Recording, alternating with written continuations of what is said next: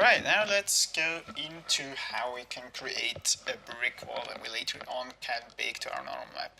So we want to select my brick material first. I'm going to edit modus, I'm going to select my bricks, I'm going to select them, and I'm going to use actually let me start displaying the stuff I'm doing, and I'm actually going to remove them from my mesh, create a new mesh.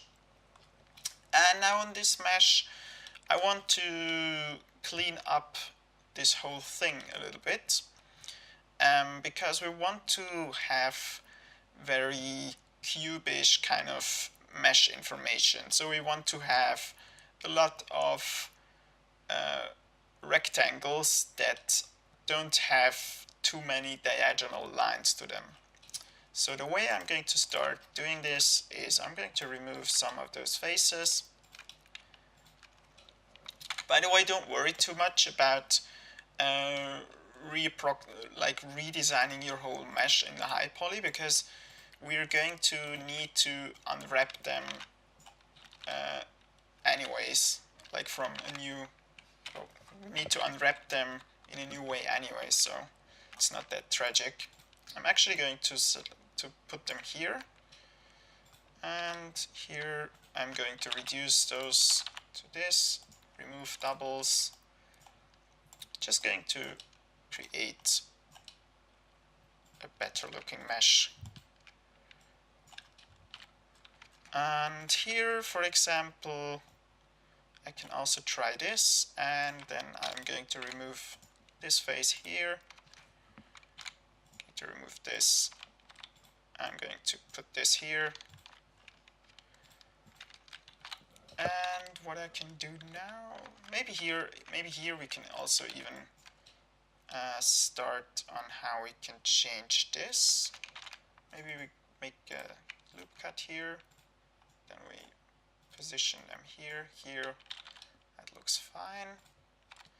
Alright, so now I'm just going to select all those vertices, and I'm going to extrude them downwards again, and we're going to create some new faces. So we're going to remove some of those diagonal lines up here as well.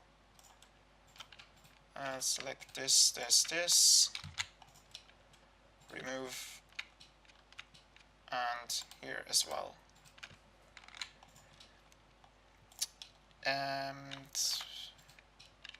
yeah, I'm basically going to do this for the whole mesh.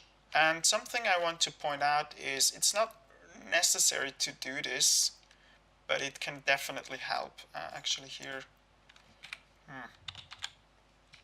we probably want to remove all of those faces, because we want to redo them.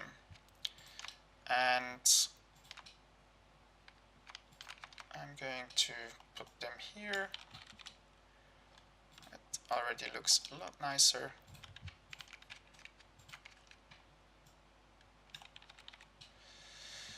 And yeah, you will see the finished mesh when I'm done. Sometimes this takes a little bit of time, especially if you have a complex house or a complex structure. But in my case, it won't take that much time. So what I did is I changed my high poly brick mesh a little bit. As you can see, there's a lot of rectangles now going on, mostly. And if it's not perfect, don't worry, it's not that, it doesn't have to be perfect to work. Normally you can even try it at first with your other mesh. If you have diagonal lines, you can still try it, depending on what kind of displacement texture you use and how detailed your mesh, you're going to subdivide your mesh. It can still look pretty okay.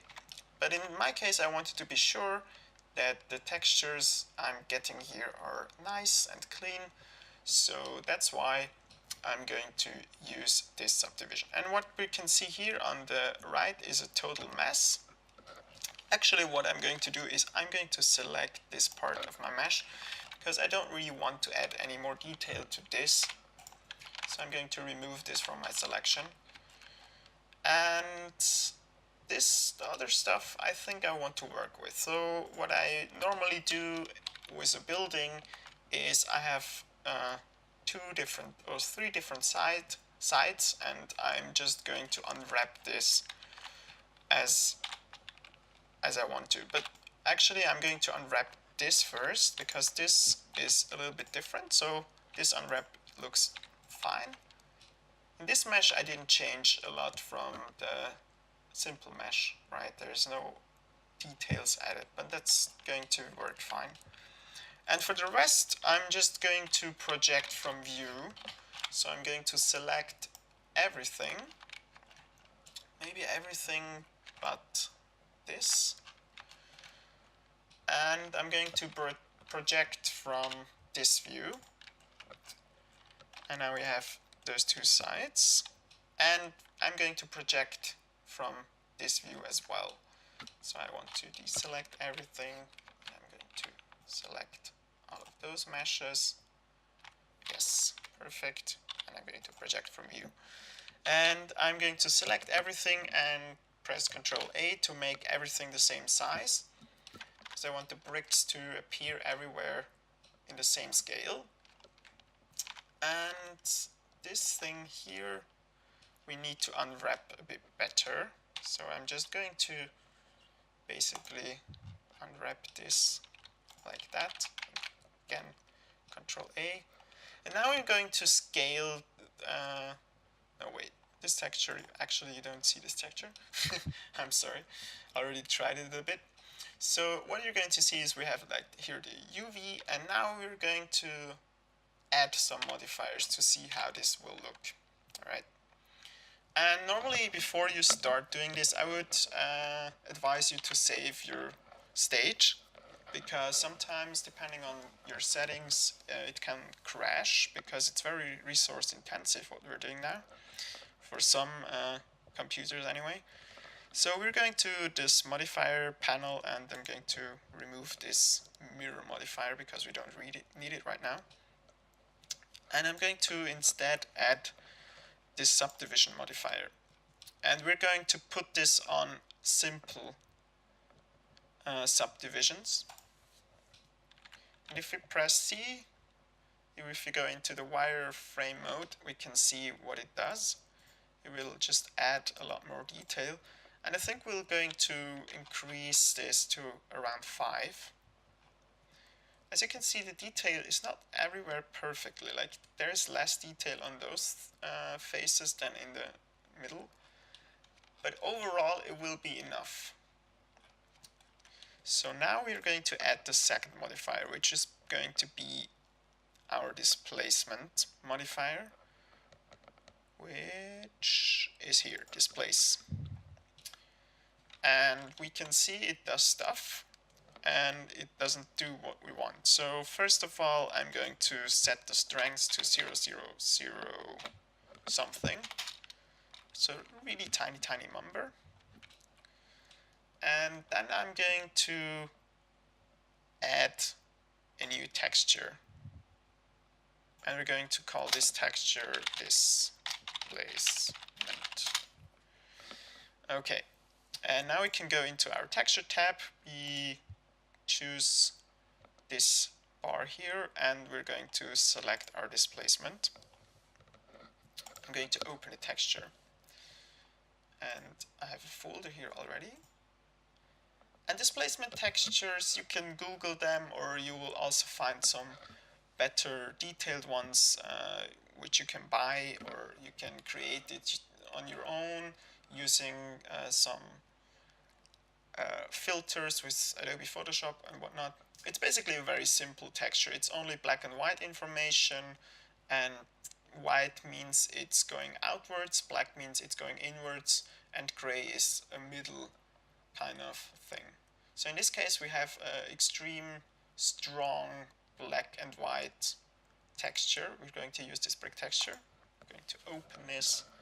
I can already see some things happened, but it's not correct yet, so we need to change a few settings for our modifier here. we're wanting to use the texture coordinates. We want to use our UV. Now you can see it's already working. We can see there are bricks, but those bricks are way too big right now. So we want to select our mesh and we want to scale our UV until we're happy with how it looks. And I think those bricks, the size of those bricks is fine. Maybe even a bit smaller. They could even be a bit smaller. Having small bricks isn't that terrible. Alright, so quite happy how this looks. Something I'm not happy yet is with the detail. I still want to have more detail, right? So I'm going to increase this view even more. And you can see there is going to be more detail. And I'm also going to increase the strength just by a smidge. This is already too much. So 0.03 maybe. Yeah, yes. And then you can also play if you want to show it as a flat texture. You can see it's more sharp. Or if you want to have it as a smooth texture. Normally you should have it as a smooth texture, not as a sharp one. But right now with this auto smooth, it's also doing stuff we don't really want to have. See, there's like at some certain angle at 30 degrees it will make it a sharp edge, and we don't really need sharp edges for this. So I'm going to remove this auto smooth function in my mesh. And right now I'm quite happy with how this looks, and we also need to worry about some things. So I'm just going to select my low poly house again, and as you can see I have forgotten to add the high poly mesh here. For some reason this part here is missing, so that's not good, and we want to change that before we're going to apply all of those things. And so I'm just going to select my mesh up here, and maybe like this, and I'm going to make it a new mesh, because now I'm going to copy this. If I can just select it, that is. Yes. And I'm going to make it a mirror. I'm going to apply a mirror modifier on the y-axis. And I'm going to apply this mirror modifier. And now we have this part here still missing. So what I'm going to do is I'm just going to delete this face here, and I'm going to extrude this part to here. And I'm not too worried about being precise, but here, because it's lagging, it's hard for me to actually have control over my editing. So I'm going to disable this subsurface modifier for now in the viewport, so that I can edit this a bit better. And I hope now it should look fine. Nope, because this part here is extruded, and so what we want to have instead, actually, is we don't want to extrude it, because then we would have to remake our UV in a way, or at least parts of it, and I don't want to do that. So I'm not going to copy this part. I'm going to copy this part here. And I'm just going to move this in place and snap it. And I think this is going to be better. Yes. Now we fixed it.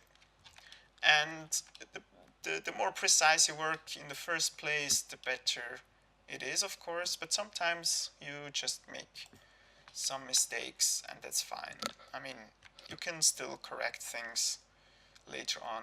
That's what I wanted to show you as well.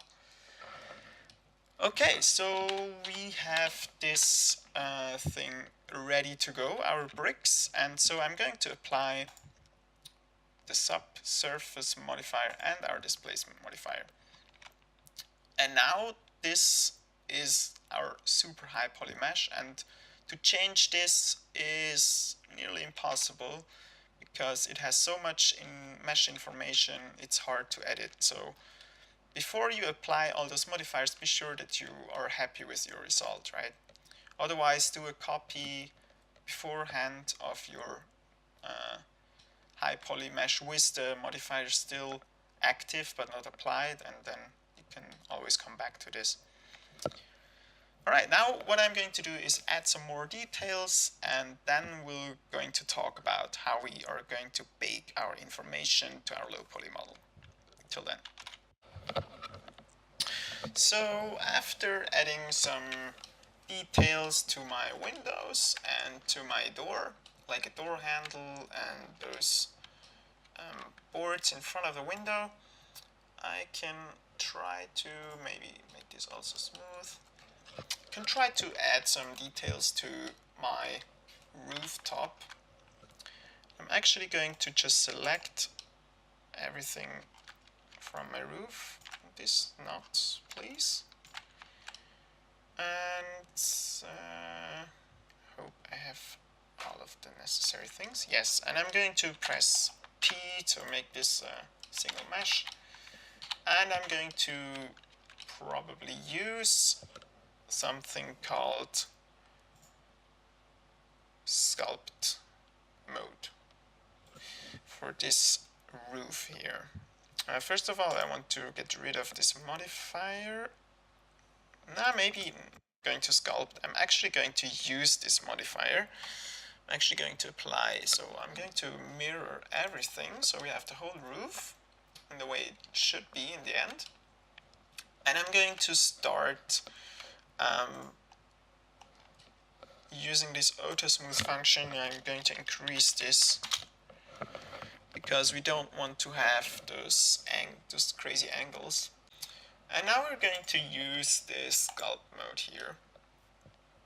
And I'm going to use a function called topo, which is awesome because it adds details on where you're basically working. And we're going to activate this, and it will give you your warning, because it will not preserve vertex colors, UVs, or other custom data. And it will also convert all your mesh information into triangular. It will convert your faces into triangles. If you go into this edit mode, as you can see, it's triangulated. And actually, I wanted to apply this modifier before, because now we have this weird thing going on here. So I'm going to actually apply this and do it again. And I want to have those faces all together, which it is. Fine, perfect. And I'm going to sculpt again. Again, activate this, reduce this number, as this is much more what I wanted to have.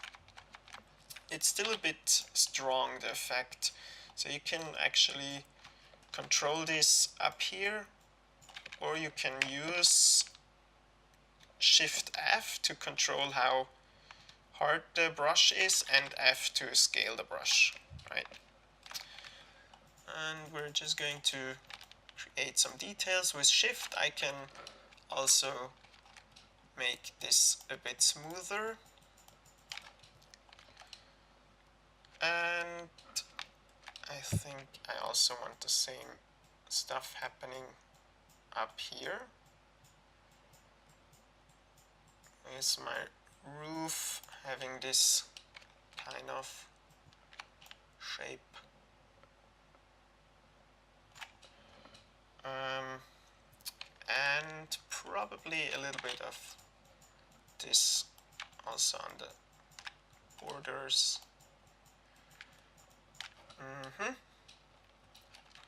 And then we can also go here, make this smoother. You can experiment in how far you want to go with this. You can add more and more detail, or you can just leave it very basic on how much detail you want to have. In this case, it's pretty detailed already, the brush. As you can see, if I go into this wireframe mode, there's a lot of vertices. So I could have used a less detailed brush actually, and it would be fine, but it's okay. Something you can also do, which is pretty cool, is actually use textures for your for how you paint. So I can go here, not this texture, I think.